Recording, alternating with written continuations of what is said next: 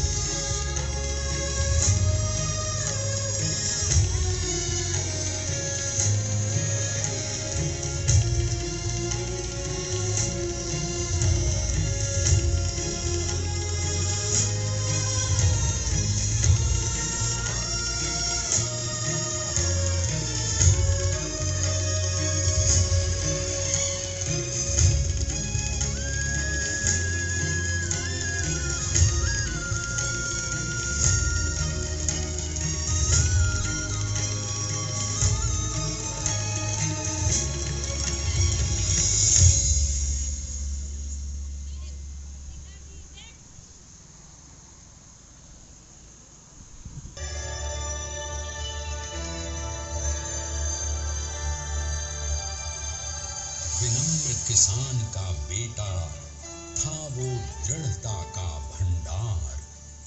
वल्लभ भाई पटेल नाम कहलाता था सरदार।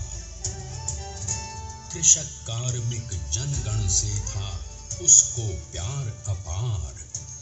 अखिल देश ने उसे रहनुमा किया था स्वीकार। गांधी बापू का शिष्य, सत्य अहिंसा का अवतार, किंतु एक भारत करने को धर लेता हथियार। लौह पुरुष संबोधन लोहे की दीवार। तेज पुंज तुम, शक्ति पीठ तुम, बल का सागर अपरंपार। ऋणी देश का नम्र नमन तुम स्वीकारो सम्मान।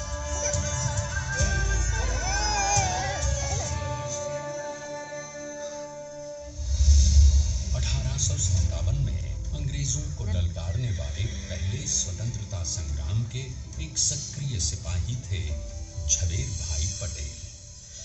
करमसद गांव के इस बहादुर देशभक्त किसान और उनकी पत्नी लाडबाई के 5 बेटों और एक बेटी में से चौथे पुत्र थे वल्लभ भाई। बालक वल्लभ ने करमसद के बाद नडियाद से अपनी हाई स्कूल की शिक्षा पूरी की। फिर 13 साल की उम्र में उनकी शादी भी हो गई छोटी सी झवेर भाई से। 2 बच्चों, बेटी मणिबेन वकालत करने लगे। पहले गोधरा, फिर आणंद और उसके बाद अहमदाबाद में। मगर जल्द ही वकालत छोड़कर वो बैरिस्टर बनने की इच्छा से इंग्लैंड चले गए। लंदन में बैरिस्ट्री में अव्वल आने और वजीफा जीतने वाले वो अनोखे भारतीय थे। अब तो अहमदाबाद की वरिष्ठ अदालत में बैरिस्टर पटेल की जिरह और जीतों की धूम मच गई।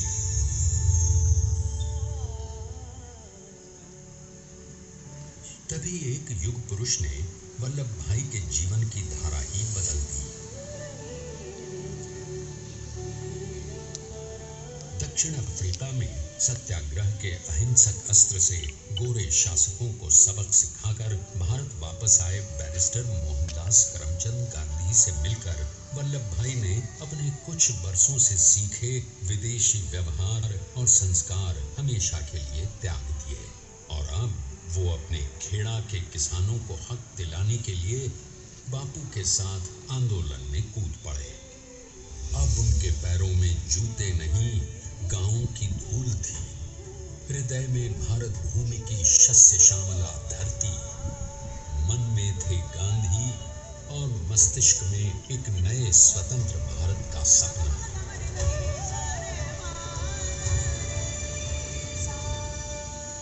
तभी बारडोली के मजबूर मजलूम किसानों की यातना का समाचार उनके पास पहुंचा। तुरंत वल्लभ भाई वहां पहुंचे और यूं शुरू हुआ भारत का सबसे बड़ा और सफल किसान आंदोलन बारडोली। वल्लभ भाई ने बारडोली के 87,000 किसानों को ऐसा अटल अडिग अचल मनोबल दिया कि अंग्रेजी सरकार हिल गई और एक बरस के बाद उनका लगान माफ कर दिया गया। अब तो पूरे देश में लोग वल्लभ भाई के नाम की कस्में खाने लगे। स्वयं महात्मा गांधी ने कहा, अब वल्लभ भाई मेरे शिष्य या साथी नहीं, सारे देश के सरदार हैं और देश को मिल गया एक अनोखा असरदार सरदार।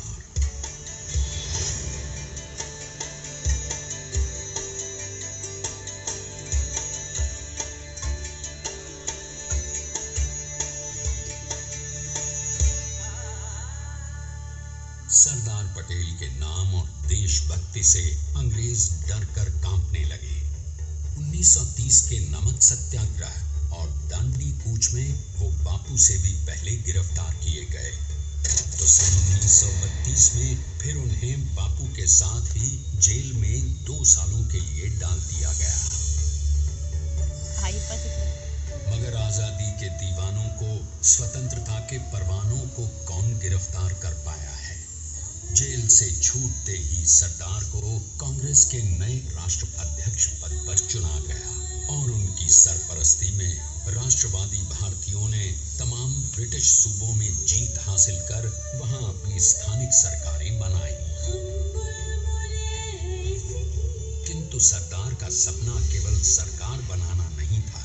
उनका स्वप्न तो था एक ऐसे नए भारत का जहां हर रंग, हर रूप, हर जात, मजहब, तबके का हिंदुस्तानी एक साथ मिलकर एक ऐसा नया भारत बना सके जहां पूर्ण स्वराज के साथ सारे समाज को गरीबी, अशिक्षा, छुआछूत से भी आजादी मिल जाए। भारत के लोगों की अपनी सरकार सबके साथ और सबके विकास के लिए काम कर सके। बापू की अगुवाई में अब देश ने अंग्रेजों को अंतिम चेतावनी दे दी, करेंगे या मरेंगे, क्विट इंडिया, अंग्रेजों भारत छोड़ो। बस फिर क्या था, संघर्ष की रणभेरी बजी। 3 सालों के लिए सरदार पटेल को भी सत्याग्रही नेताओं के साथ जेल में ठूंस दिया गया। 2 सालों के बाद अंग्रेजों को बापू के सभी शिष्यों और साथियों को छोड़ना पड़ा।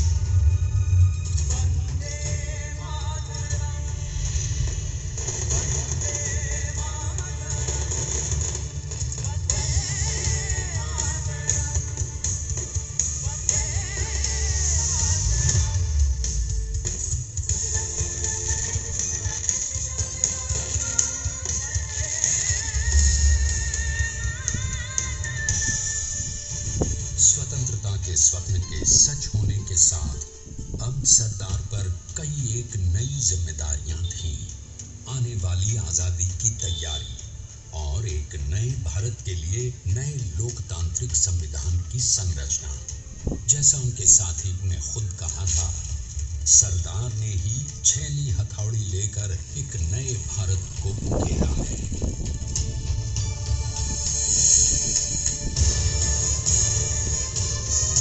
स्वाधीनता तो प्राप्त हुई, लेकिन खंडित भारत में भी उठते विभाजनवादी अंधकार को अभी दूर करना था। जब देश के खंड खंड होने का भय उत्पन्न होने लगा तो सरदार ने निर्भय होकर खुद अपनी केंद्र सरकार और साथियों को भी चुनौती दे डाली और जम्मू कश्मीर को बचाने के लिए सारे देश का आकाश वायुयानों से भर गया।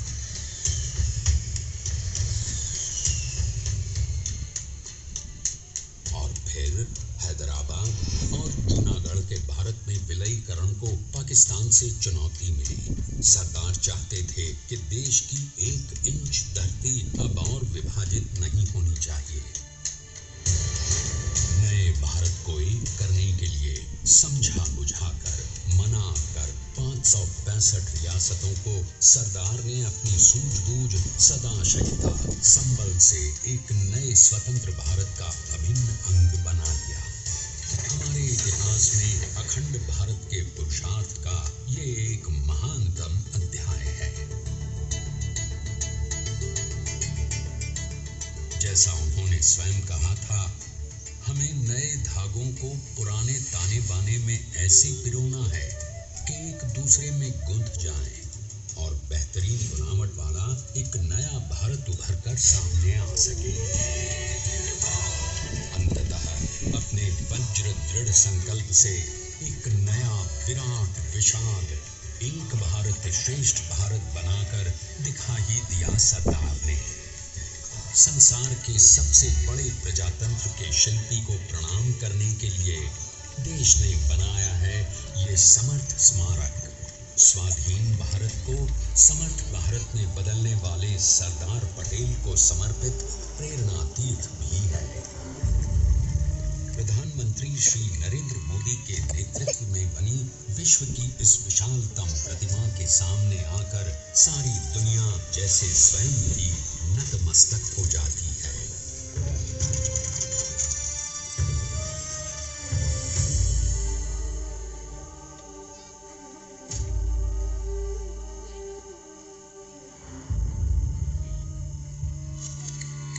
देश को बना गया वो अमिट अटल,